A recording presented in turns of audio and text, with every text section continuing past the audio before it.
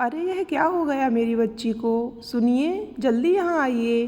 बुरी तरह घबराई अनीता जोर से चिल्ला रही थी। उसकी चीखें सुनकर कमरे में लेटा पलाश घबरा कर अपनी बेटी के कमरे की ओर भागा, जहाँ से अनीता की आवाज़ें आ रही थीं। कमरे का दृश्य देखते ही उसके होश उड़ गए। ईसा कमरे के फर्श पर बेहोश पड़ी थी और अनीता उस पर झुकी उसे हिला हिला कर होश में लाने की कोशिश कर रही थी। क्या हुआ? यह बेहोश कैसे हो गई? पता नहीं। सुबह कई बार बुलाने पर भी जब ईसा बाहर नहीं आई तो मैंने यहाँ आकर देखा, यह फर्श पर पड़ी हुई थी। मुझे तो कुछ समझ नहीं आ रहा। मैंने इसके मुंह पर पानी भी छिड़का, लेकिन इसे तो होश ही नहीं आ रहा। तुम घबराओ मत, मैं गाड़ी निकालता हूँ। हम जल्दी से इसे डॉक्टर के पास लेकर चलते हैं। पलाश और अनीता ने मिलकर उसे गाड़ी की सीट पर लिटाया और तुरंत पास के नर्सिंग होम की तरफ भागे। नर्सिंग होम के प्रमुख डॉक्टर प्रशांत से पलाश की अच्छी पहचान थी, सो बिना ज़्यादा औपचारिकताओं के डॉक्टर ईसा को जांच के लिए अंदर ले गए। अगले आधे घंटे तक जब कोई बाहर नहीं आया तो अनीता के सब्र का बांध टूटने लगा। वह पलाश से अंदर जाकर पता करने को कह ही रही थी कि डॉक्टर प्रशांत बाहर निकले और उन्हें अपने कमरे में आने का इशारा किया। क्या हुआ प्रशांत भैया? ईसा को होश आया कि नहीं? उसे हुआ क्या है? उनके पीछे कमरे में घुसते ही अनीता एक ही सांस में बोलती चली गई। भाभी जी, आप दोनों यहाँ बैठो, मुझे आपसे कुछ ज़रूरी बातें करनी हैं। पलाश और अनीता का दिल बैठ गया। ज़रूर कुछ सीरियस बात है। जल्दी बताओ प्रशांत, आखिर बात क्या है? डॉक्टर प्रशांत अपनी कुर्सी पर बैठकर कुछ पल दोनों को एकटक देखते रहे, फिर बड़े नपे तुले स्वर में धीरे से बोले, मेरी बात सुनकर तुम लोगों को धक्का लगेगा, लेकिन सिचुएशन ऐसी है कि रोने चिल्लाने या घबराने से काम नहीं चलेगा। कोई भी कदम उठाने से पहले 4 बार सोचना होगा। दरअसल बात यह है कि ईसा ने आत्महत्या करने की कोशिश की है। क्या? पलाश और अनीता दोनों एक साथ कुर्सी से ऐसे उछल कर खड़े हुए जैसे करंट लग गया हो। क्या कह रहे हैं डॉक्टर? ऐसा कैसे हो सकता है? आत्महत्या तो वे लोग करते हैं जिन्हें कोई बहुत बड़ा दुख या परेशानी हो। मेरी इकलौती बेटी इतने नाजों से पली, जिसकी हर फरमाइश मुंह खोलने से पहले पूरी हो जाती हो, जो हमेशा हंसती खिलखिलाती रहती हो, पढ़ाई में भी हमेशा आगे रहती हो, जिसके ढेरों दोस्त हों, ऐसी लड़की भला क्यों आत्महत्या करने की सोचेगी? पलाश के चेहरे पर उलझन के भाव थे। अनीता तो सदमे के कारण कुर्सी का हत्था पकड़े बस डॉक्टर को एकटक घूरे जा रही थी। फिर अचानक जैसे उसे होश आया, लेकिन अब कैसी है वह? सुसाइड किया कैसे उसने? कोई जख्म तो शरीर पर था नहीं। उसने नींद की गोलियां खाई हैं। भाभी 10-12 गोलियां ही खाईं, तभी तो हम उसे बचा पाए। खतरे से तो अब वह बाहर है, लेकिन इस समय उसकी जो शारीरिक व मानसिक हालत है, उसमें उसे संभालने के लिए आपको बहुत ज़्यादा धैर्य और समझदारी से काम लेना होगा। और जहाँ तक सुख सुविधाओं का सवाल है पलाश, तो पैसे या ऐशो आराम से ही सब कुछ नहीं होता। उसके ऊपर ज़रूर कोई बहुत बड़ा दबाव या परेशानी होगी, जिसकी वजह से उसने यह कदम उठाया है। 15-16 साल की यह उम्र बहुत नाजुक होती है। बचपन से निकलकर जवानी की दहलीज पर कदम रखते बच्चे अपनी ज़िंदगी और शरीर में हो रहे बदलावों की वजह से अनेक समस्याओं से जूझ रहे होते हैं। अब तक माँ बाप से हर बात शेयर करते आए बच्चे अचानक ही सब कुछ छिपाना भी सीख जाते हैं। इसीलिए अक्सर पेरेंट्स को पता ही नहीं चलता कि उनके अंदर ही अंदर क्या चल रहा है। ईसा के मामले में भी यही हुआ है। वह किसी वजह से इतनी परेशान थी कि उसे उसका कोई और हल नहीं सूझा, इसीलिए उसने यह कदम उठाया है। अब तुम दोनों को बड़े ही प्रेम और धीरज से पहले उसकी समस्या का पता लगाना है और फिर उसका निदान करना है। और हाँ, मैंने अपने स्टाफ को हिदायत दे दी है कि यह बात बाहर नहीं जानी चाहिए, वरना बेकार में पुलिस केस बन जाएगा। तुम लोग भी इस बात का ख्याल रखना कि यह बात किसी को भी पता न चले, वरना पुलिस स्टेशन के चक्कर काटते रह जाओगे। बदनामी होगी वह अलग, बच्ची का समाज में जीना दूभर हो जाएगा। ठीक कह रहे हो तुम, हम बिल्कुल ऐसा ही करेंगे। पलाश अब तक थोड़ा संभल गया था। और हाँ, डॉक्टर प्रशांत आगे बोले, वैसे तो तुम दोनों पति पत्नी काफ़ी समझदार और सुलझे हुए हो, फिर भी मैं तुम्हें बता दूं कि अभी 5 से 7 मिनट में ईसा होश में आने वाली है और जैसे ही उसे पता चलेगा कि वह जिंदा है, उसे एक धक्का लगेगा और वह काबू से बाहर होने लगेगी। उस समय तुम दोनों घबराना मत और नहीं उससे कुछ पूछना। धीरे धीरे जब उसकी मानसिक अवस्था इस लायक हो जाए, तब बड़े ही प्यार से उसे विश्वास में लेकर यह पता लगाना कि आखिर उसने ऐसा किया क्यों। ठीक है भैया, हम सब समझ गए। क्या हम अभी उसके पास चल सकते हैं? चलिए। और तीनों ईसा के कमरे की तरफ बढ़ गए। जैसा डॉक्टर प्रशांत ने उन्हें बताया था वैसा ही हुआ। होश आने पर बुरी तरह मचलती और हाथ पांव पटकती ईसा को संभालते हुए अनीता का कलेजा मुंह को आ रहा था। 24 घंटे साथ रहते हुए भी वह जान ही न पाई कि ऐसा कौन सा दुख था जो उसकी जान से प्यारी बेटी को ऐसे उससे दूर ले गया। चाहे जो भी हो, मैं जल्दी से जल्दी सारी बात का पता लगाकर ही रहूँगी। यही विचार उसके मन में बार बार उठता रहा, लेकिन उसका सोचना गलत साबित हुआ। घटना के 10 दिन बीत जाने के बाद लाख कोशिशों के बावजूद दोनों पति पत्नी बुरी तरह डरी सहमी ईसा से कुछ भी उगलवाने में कामयाब नहीं हुए। तब डॉक्टर प्रशांत ने उन्हें एक काउंसलर के पास ले जाने का सुझाव दिया। वहाँ भी 6 सिटिंग्स तक तो कुछ नहीं हुआ।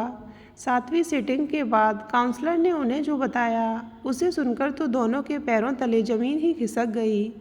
काउंसलर के अनुसार 2 महीने पहले ईसा की एक लड़के से फेसबुक पर दोस्ती हुई। चैटिंग द्वारा धीरे धीरे दोस्ती बढ़ी और फिर प्रेम में तब्दील हो गई। फिर फ़ोन नंबरों का आदान प्रदान हुआ और चैटिंग व्हाट्सएप पर होने लगी।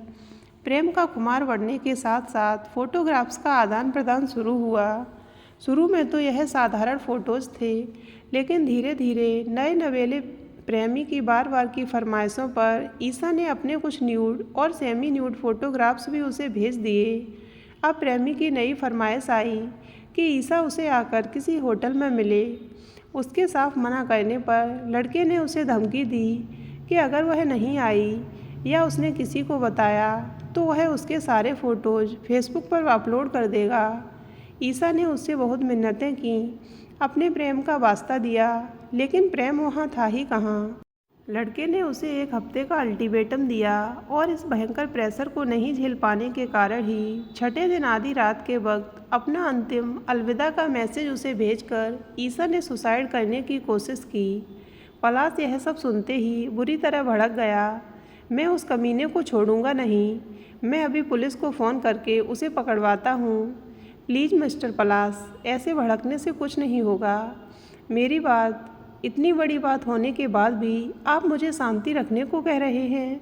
काउंसलर की बात बीच में ही काटकर पलाश गुर्राया। अच्छा ठीक है, जाइए, वह शांत मुस्कुराहट के साथ बोले। लेकिन आप जाएंगे कहाँ? किसे पकड़वाएंगे? उस लड़के का नाम पता है आपके पास? उसके फेसबुक अकाउंट के अलावा क्या जानकारी है आपको उसके बारे में? आपको क्या लगता है ऐसे लोग अपनी सही डिटेल्स देते हैं अपने अकाउंट पर? कभी नहीं। नाम, उम्र, फ़ोटो, आज सब कुछ फेक होता है, तो कैसे ढूंढेंगे उसे? यह तो मैंने सोचा ही नहीं। पलाश हारे हुए जुआरी की तरह कुर्सी पर धम से बैठ गया। तभी अनीता को याद आया, फ़ोन नंबर तो है ना ईसा के पास उसका, उससे भी कुछ नहीं होगा। ऐसे लोग सिम भी गलत नाम से लेते हैं और ईसा का सुसाइड मैसेज मिलने के बाद तो वह उस सिम को कब का नाली में फेंक कर अपना नंबर बदल चुका होगा। ओहो, तो अब हम क्या करें? ईसा का नंबर तो उसके पास है ही। जैसे ही उसे पता चलेगा कि वह ठीक है, वह फिर से उसे ब्लैकमेल करना शुरू कर देगा और भी न जाने कितनी लड़कियों को वह अपना शिकार बना चुका होगा। क्या इस समस्या का कोई हल नहीं? आप दिल छोटा मत कीजिए। यह काम मुश्किल ज़रूर है पर असंभव नहीं। मैं एक साइबर सिक्योरिटी एक्सपर्ट का नंबर आपको देता हूँ। वे ज़रूर आपकी मदद करेंगे। आप जाकर उनसे मिल लीजिए। साइबर सिक्योरिटी एक्सपर्ट से आपका क्या मतलब है?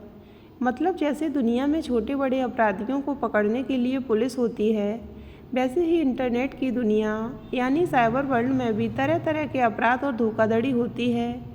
उनसे निपटने के लिए कंप्यूटर के जानकार सिक्योरिटी एक्सपर्ट का काम करते हैं। ताकि इन स्मार्ट अपराधियों को पकड़ा जा सके। ये हमारी सरकार द्वारा ही नियुक्त किए जाते हैं और पुलिस और कानून भी इनका साथ देते हैं। आप आज ही जाकर मिस्टर अजीत से मिलिए। अंधेरे में जगमगाई इस रोशनी की किरण का हाथ थामे पलाश और अनीता उस एक्सपर्ट अजीत के ऑफिस में पहुँचे। ईसा को भी उन्होंने पूरी बात बता दी थी और उस लड़के के पकड़े जाने की उम्मीद ने उसके अंदर भी साहस का संचार कर दिया था। वह भी अपने माता पिता के साथ थी। उन सब की पूरी बात सुनकर अजीत एकदम गंभीर हो गया।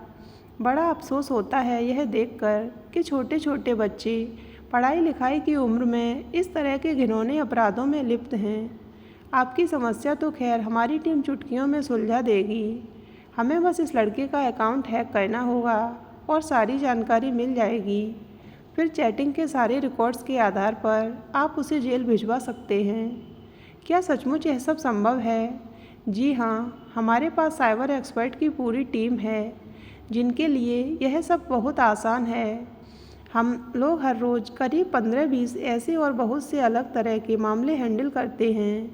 कुछ केस तो एक ही कोशिश में हल हो जाते हैं, लेकिन कुछ में जहाँ अपराधी पढ़े लिखे और कंप्यूटर के जानकार होते हैं वहाँ ज़्यादा समय और मेहनत लगती है। तो क्या साइबर वर्ल्ड में इतनी धोखाधड़ी होती है? ईसा ने हैरानी से पूछा। बिल्कुल होती है, अजीत ने जवाब दिया। यह एक वर्चुअल दुनिया है। यहाँ जो दिखता है अक्सर वह सच नहीं होता। यहाँ आप एक ही समय में सैकड़ों रूप बनाकर हजारों लोगों को एक साथ धोखा दे सकते हैं। फेसबुक पर लड़कियों के नाम से झूठे प्रोफाइल बनाकर दूसरी लड़कियों से मज़े से दोस्ती करते हैं या उन्हें अश्लील मैसेज भेजते हैं। शादी विवाह वाली साइटों पर नकली प्रोफाइलों से शादी का झांसा देकर अमीर लड़के लड़कियों को फंसाया जाता है। सोशल साइटों पर अक्सर लोग अपनी विदेश यात्राओं, महंगी गाड़ियों आदि चीज़ों की फ़ोटोग्राफ्स डालते रहते हैं। उन्हें यह नहीं पता होता कि कुछ अपराधी तत्व उनके अकाउंट की इन सारी गतिविधियों पर नज़र रखे होते हैं। जब जहां मौका लगता है चोरियां करवा दी जाती हैं। ऑनलाइन बैंकिंग बड़ी सुविधाजनक है, लेकिन अगर कोई हैकर आपका अकाउंट हैक कर ले तो आपका सारा बैंक बैलेंस तो गया समझो। ऑनलाइन बैंकिंग बड़ी सुविधाजनक है, लेकिन अगर कोई हैकर आपका अकाउंट हैक कर ले तो आपका सारा बैंक बैलेंस गया ही समझो। अगर ये सब इतना असुरक्षित है तो क्या ये सब छोड़ देना चाहिए? अनीता ने पूछा। नहीं, छोड़ने की ज़रूरत नहीं। हमें ज़रूरत है सिर्फ थोड़ी सावधानी की। दरअसल हमारे यहाँ जागरूकता का अभाव है। हम छोटे छोटे बच्चों के हाथ में स्मार्टफ़ोन और लैपटॉप तो पकड़ा देते हैं, लेकिन उन्हें इनके खतरों से अवगत नहीं कराते। उन्हें हर महीने रिचार्ज तो करा देते हैं, लेकिन यह जानने की कोशिश नहीं करते कि बच्चे ने क्या डाउनलोड किया या क्या क्या देखा। उम्र के लिहाज से जो चीज़ें उनके लिए असल संसार में वर्जित हैं, बेशक इस वर्चुअल दुनिया में सिर्फ एक क्लिक पर उपलब्ध हैं। कच्ची उम्र और अपरिपक्व दिमाग पर इन चीज़ों का अच्छा असर तो पड़ने से रहा, सो वे तरह तरह की गलत आदतों में आपराधिक प्रवृत्तियों का शिकार हो जाते हैं। ये सब कुछ न हो, इसके लिए हमें कुछ बातों का ध्यान रखना चाहिए। बहुत छोटे बच्चों को अपने पर्सनल गैजेट्स न दें। पीसी या लैपटॉप पर जब भी काम करें तो उनके आसपास रहकर उन पर नज़र रखें ताकि वे किसी गलत साइट पर न जा सकें। चाइल्ड लॉक सॉफ्टवेयर का भी प्रयोग किया जा सकता है। फेसबुक या व्हाट्सएप का प्रयोग करने वाले बच्चे और बड़े भी यह ध्यान रखें कि वे किसी के कितना भी उकसाने पर भी कोई गलत कंटेंट या तस्वीरें शेयर न करें। अपनी सिक्योरिटी और प्राइवेसी सेटिंग को ओनली फ्रेंड्स तक रखें ताकि कोई गलत आदमी उसमें घुसपैठ न कर सके। अनजान लोगों से न दोस्ती करें न चैट। अगर कोई आपको गलत कंटेंट भेजता है तो उसे तुरंत ब्लॉक कर दें और फेसबुक पर उसकी शिकायत कर दें। ऐसी शिकायतों पर फेसबुक तुरंत एक्शन लेता है। अपने ईमेल, फेसबुक, ट्विटर या बैंक अकाउंट के पासवर्ड अलग अलग रखें और समय समय पर उन्हें बदलते रहें। किसी और के फ़ोन या कंप्यूटर से कभी अपना कोई भी अकाउंट खोलें तो लॉग आउट करके ही उसे बंद करें। इन छोटी छोटी बातों पर अगर ध्यान दिया जाए तो काफ़ी हद तक हम साइबर क्राइम से अपने को बचा सकते हैं। इतना कहकर अजीत चुप हो गया। पलाश, अनीता और ईसा मानो नींद से जागे। इन सब चीज़ों के बारे में तो हमने कभी सोचा ही नहीं था। लेकिन देर आए दुरुस्त आए। अब हम खुद भी ये सब ध्यान रखेंगे और अन्य लोगों को भी इस बारे में जागरूक करेंगे, पलाश दृढ़ता से बोला। अगले 2 दिन बड़ी भागदौड़ में बीते। अजीत और उनकी टीम को उस लड़के नितिन की पूरी जन्म कुंडली निकालने में सिर्फ 2 दिन लगे। पुलिस की टीम के साथ उसके घर से उसे दबोच कर जेल भेजकर वापस लौटते समय तीनों बहुत खुश थे। मॉम डैड, मुझे माफ़ कर दीजिए, मेरी वजह से आपको इतनी परेशानी उठानी पड़ी, अचानक ईसा ने कहा। ईसा, तुम्हें कुछ हो जाता तो मैं और तुम्हारे पापा तो जीते जी मर जाते। एकदम से अनीता की रुलाई फूट पड़ी। कसम खाओ, आगे से कभी ऐसा कुछ करने के बारे में कभी नहीं सोचोगी। नहीं मॉम, कभी नहीं। अब मैं सिर्फ अपनी पढ़ाई और भविष्य पर ध्यान दूंगी और ऐसी गलती दोबारा कभी नहीं करूंगी, कहती हुई ईसा की आंखों में ज़िंदगी की चमक थी।